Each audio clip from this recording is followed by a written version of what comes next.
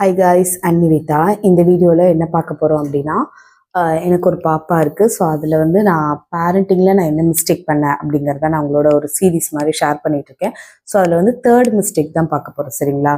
So third மிஸ்டேக்கில் என்ன அப்படின்னா, பாப்பாவுக்கு வந்து இப்போ வந்து குழந்தைங்க என்ன பண்ணுவாங்க அப்படின்னா, ஒரு பர்டிகுலர் ஸ்டேஜ் ஆனோடனே எந்த பொருளை பார்த்தாலும் வந்து வாயில் வைக்க ஆரம்பிப்பாங்க, ஓகேவா?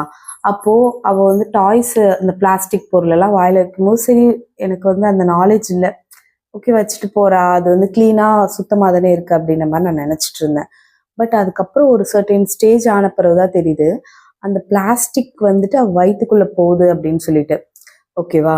ஸோ எப்படின்னா, இப்போ ஒரு பொம்மை இருக்குது, அதில் கண் வந்து பெயிண்ட் பண்ணியிருக்காங்க அப்படின்னா, அந்த கண்ணில் இருக்கிற அந்த ஒரு விஷயம் வந்து காணும், கண்ணில் இருக்கிற பெயிண்டிங் காணும். இப்போ கண்டிப்பாக வாயில் வச்சுட்டே இருக்கா, ஸோ அது வயிற்றுக்குள்ளே தான் போகுது அப்படிங்கிறத நான் தெரிஞ்சுக்கிட்டேன். ஸோ பிபிஏ ஃப்ரீ அந்த மாதிரிலாம் சொல்கிறாங்களே, ஸோ அந்த மாதிரி டாய்ஸ் வாங்கி கொடுக்கறது நல்லது. இன்னும் பெஸ்ட் என்னென்னா, எதையுமே வாயில் வைக்காத மாதிரி குழந்தைங்க வாயில் வைக்கும்போது அந்த பொருளை வந்து வாயிலேருந்து எடுத்து எடுத்து விடுறது நல்லது. ஏன்னா என்னோட பாப்பாவுக்கு என்னாச்சுன்னா, 9th மந்த்ல வந்து டயோரியா, லைக் ரொம்ப வந்து அந்த வயிற்றுப்போக்குன்னு சொல்லுவாங்க இல்லையா, ஸோ அது வந்து ஒரு மாசத்துல ஹாஸ்பிட்டலே அட்மிட் பண்ணி ரொம்ப கஷ்டப்பட்டுட்டு இருந்தேன். ஸோ என்ன சொல்ல வரேன் அப்படின்னா, குழந்தைங்கள அந்த எந்த பொருளையுமே வாயில் வைக்கவே விடக்கூடாது. ஓகே, நான் வாஷ் பண்ணிட்டேன், நல்லா க்ளீனாக தான் இருக்குது அப்படின்னு நினைக்கக்கூடாது. அதில் இருக்கிற பிளாஸ்டிக் வந்து அந்த குழந்தையோட வயிற்றுக்கு போய் வயிற்றை வந்து இது பண்ணுறதுக்கு நிறைய வாய்ப்பு இருக்குது, ஓகேங்களா?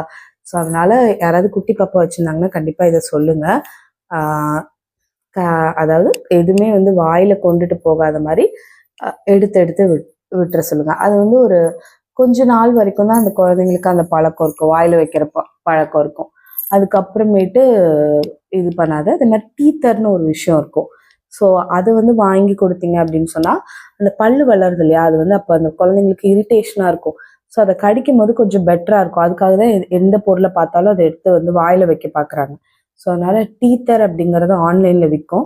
ஸோ அதை நீங்க வாங்கி கொடுத்து அதை மட்டும் நீங்க நல்லா வாஷ் பண்ணி கொடுத்தீங்க அப்படின்னாலே பெட்டரா இருக்கும். தேங்க்யூ ஃபார் வாட்சிங்.